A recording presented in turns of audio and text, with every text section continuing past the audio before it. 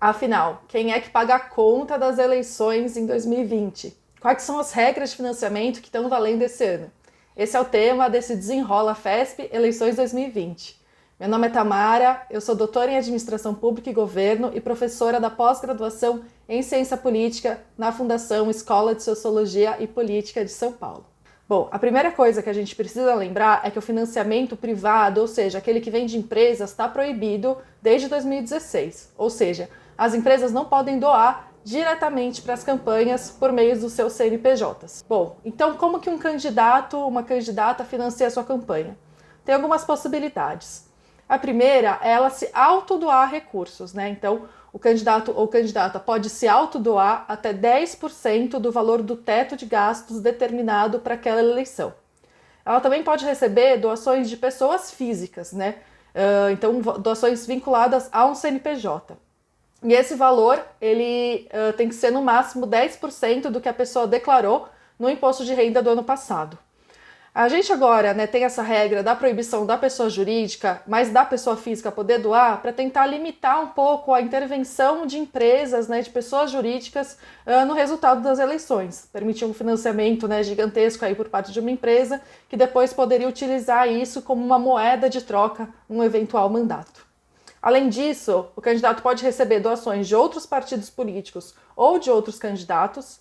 Ele pode fazer eventos de arrecadação para arrecadar dinheiro, né, para a campanha, e também pode contar com recursos eleitorais dos próprios partidos políticos. Bom, e falando de financiamento por parte dos partidos políticos, a gente tem que falar do Fundo Especial de Financiamento de Campanha, que a gente conhece como Fundão.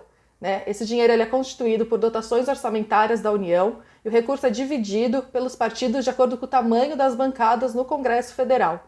Ele foi uma alternativa que foi achada, né, que foi criada ali com o fim do financiamento empresarial, no sentido de que um financiamento público que tivesse regras claras de divisão tornaria possível ser mais objetivo qual é o critério utilizado ali no processo de financiamento de campanha. Além disso, todo partido precisa dedicar pelo menos 30% do seu orçamento para as candidaturas femininas. Então, além de termos 30% de obrigatoriedade de mulheres nas chapas, os recursos destinados pelos partidos também precisam ser pelo menos na ordem de 30% dedicados às campanhas femininas. Bom, a gente falou lá atrás que um candidato, quando ele se autofinancia, ele pode gastar até 10% do valor total dos gastos permitidos para aquele ano.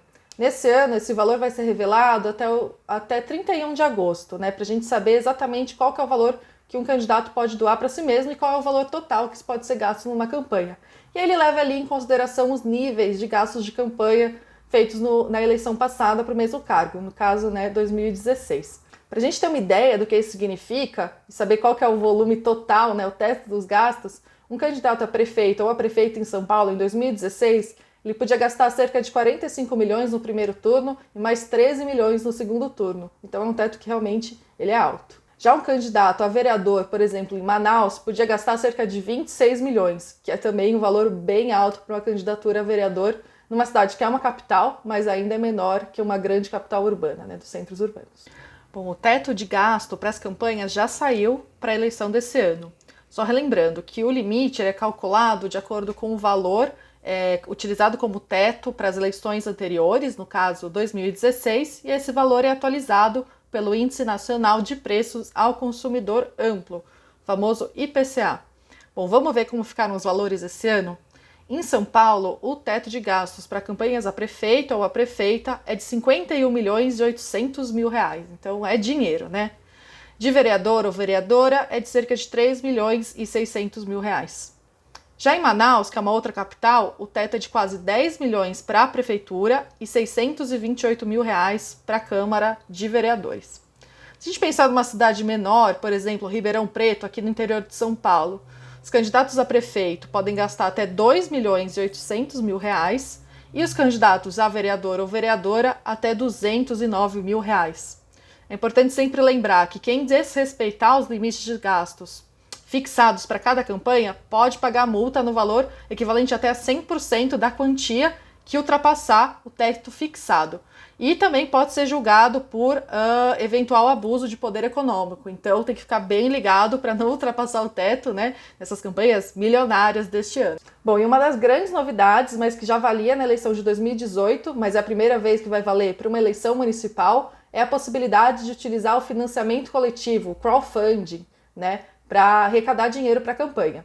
Os candidatos eles já podem arrecadar via crowdfunding, via vaquinha eleitoral, desde o dia 15 de maio.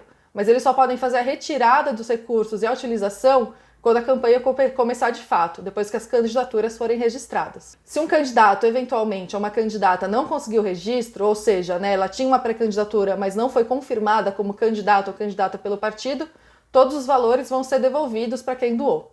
A coisa positiva, o lado positivo dessa prática, é que o candidato fica com mais tempo para promover uma campanha de arrecadação. Mas, de qualquer forma, ele só vai poder utilizar os recursos durante a campanha mesmo. Lembrando que durante a pré-campanha não tem prestação de contas, né? Todos os gastos têm que ser feitos no período de campanha. Como a gente vai passando por um processo de profissionalização das pré-campanhas, isso tem ficado cada vez mais tenso, né? Porque muitos candidatos e candidatas fazem grandes gastos antes mesmo da campanha começar. Então, com certeza, esse é um tema que vale o olhar, vale o cuidado nas próximas eleições. Bom, isso foi um pouquinho de como vai ser o financiamento das eleições desse ano. Espero que vocês tenham gostado e até a próxima. Tchau!